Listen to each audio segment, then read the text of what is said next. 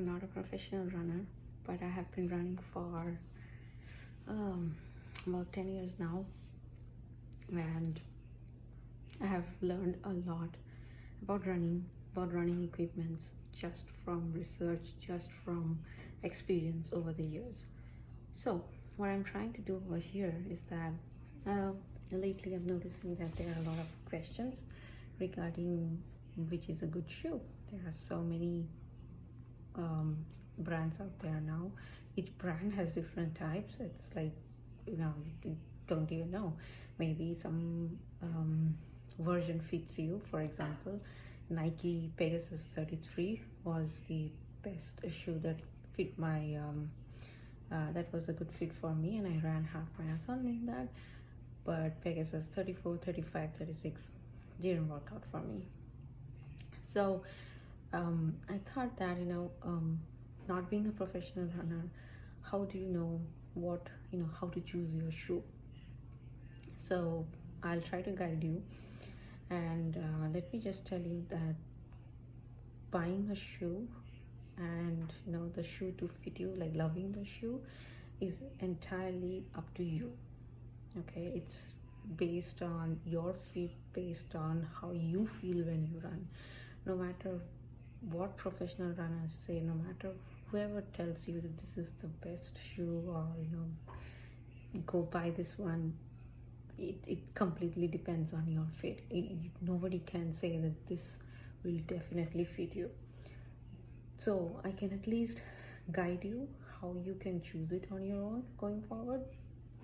um, let's see, first and foremost is to know whether your uh, feet is narrow, or it's normal, or it's 2e wide, or it's 4e extra wide. How would you do that? Obviously, if you have a like a running shoe store nearby, go there. Most of the stores, they have machines that can like do those size fittings for you. But if you don't have one nearby, no worries. What you will do is take a piece of paper, measure your feet, like trace your feet all over, like I'm doing right now. Next, you will measure the widest part and refer to any online shoe size chart. So if you see here, this feet is a little bit more than 3, and it falls into a normal feet. That is B size, is what we call it, B width, or normal width feet. Next is to see how you walk. So walk in a straight line and ask someone to see how you're walking. If there you don't have anyone, that's fine. Just hold the phone and take a video and see how you walk. If you walk in a straight line, if your feet is pointing outward like mine, you are overpronated. If it's pointing inwards, you are underpronated. Next is to see whether you have flat feet or high arch. Like I have a flat feet. What you can do is you take a footprint, and if your footprint looks like a complete foot, you have a flat arch. Low arches contribute to muscle stress, joint problems, and maybe you will benefit from stabilizing shoes. So it's good to know what kind of arch you have, so that you know what kind of support you need. Now there are so many different kind of shoes. So how do you know which shoe to choose, even with all these specifications? So it depends. I kind of divide it into different kind of runs to see what shoe I'm going to use for that particular kind of run. Basically, what I have is a few different types of run. One is long run, which anything 15 miles and over is a long run for me. One is tempo run, where there are short bouts of fast running with jogging in between. Then I do short runs like 2 to 3 miles, and for long runs I try to go for lightweight shoes which give momentum. For short runs I look for stability shoes. For tempo runs, again, I look for lightweight shoes. And what I can tell is what I am using. Right, I have a flat feet, so if anybody out there have a flat fit and you are overpronated, you can try out those shoes. I'm not saying it's gonna be the best fit for you, but at least it has worked for me, so you can try out and see if that works for you. So let's see for long runs, and as you have seen, this is my shoe collection. For long runs, that is anything almost like half marathon and up, I use lightweight shoes with like on cloud. This is my go-to shoe. I just slip it in and I go for running. As you can see, this is pretty light, and it does not have much of arch support. Okay, so this is my favorite, my to-go shoe for any kind of run actually, but if it's specifically a long run, I prefer to go for a light shoe. The next shoe that I generally use for long run is this. It's the Brooks Launch, and as you can see, it is light, not as light as the On Cloud, but it's light too, and you know, it has speed, it gives you momentum, and it's okay with the arch support. Next is for tempo runs. Again, as I said, On is my go-to shoe, but sometimes I go with my Adizero, Adidas, and for my tempo runs, it gives me little momentum. It's light too, but it does not give that kind of comfort to me like the On shoes that I have.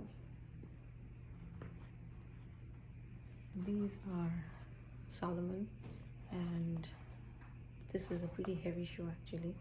I ran my first marathon with this, which was a very bad idea. It was heavy, so it wasn't a good choice for a marathon, but I didn't know better. So now I know not to use it for long runs, but it's very good for winter running because it gives a lot of traction. And this is my other favorite shoe. It's the Nike Metcon, and I love it for my trainings. It's not for running, it doesn't work for me at all, but for training, yeah, it's very good. What you will look for when you like try to buy shoes online is few things. First is you should check the shoe weight. The lighter the shoe, it will help you with running. The heavier the shoe might be, it will be good for shock absorption, maybe it will be good for stability, but when you want to run races, heavy shoe may not be the best choice. Next you need to see is the heel to toe drop.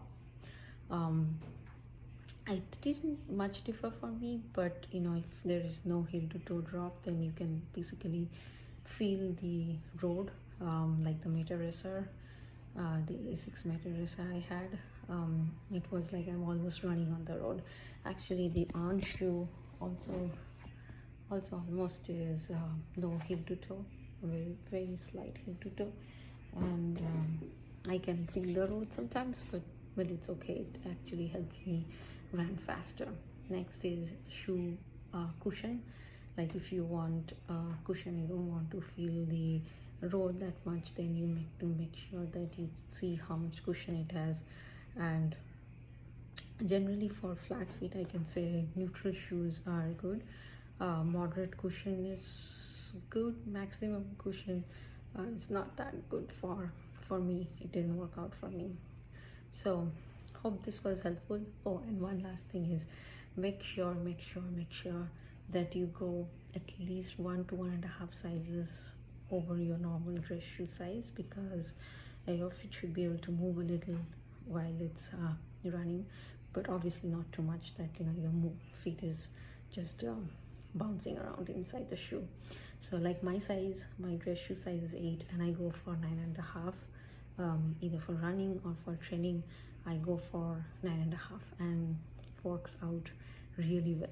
Because what happened was, when I used to run with size 8 shoe, my top of the feet used to feel like as if something is really like my feet used to feel like somebody is squeezing my feet so hard, and then I used to have cramps. So slowly I learned that If I go 9.5, it works out the best for me.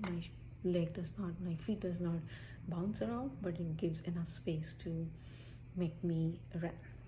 So I hope it was of much little help. If you want to know more, put it in the comment, and I will try to talk about some basic points, or like if you want a particular shoes review, let me know. Again, I'm not a professional runner, so my review will be completely based on my experience, completely it will not be a professional running terms won't be there. It will be completely for amateur runners, completely for people who are going into running, or like learning running or learning about running shoes. I don't know all the terms, so I won't be able to tell you all those, but what I can tell you is what exactly I am feeling, what exactly I am seeing, or how exactly I'm using that in my daily life. So let's up, go buy a shoe, and keep moving. Okay, love you guys. Bye.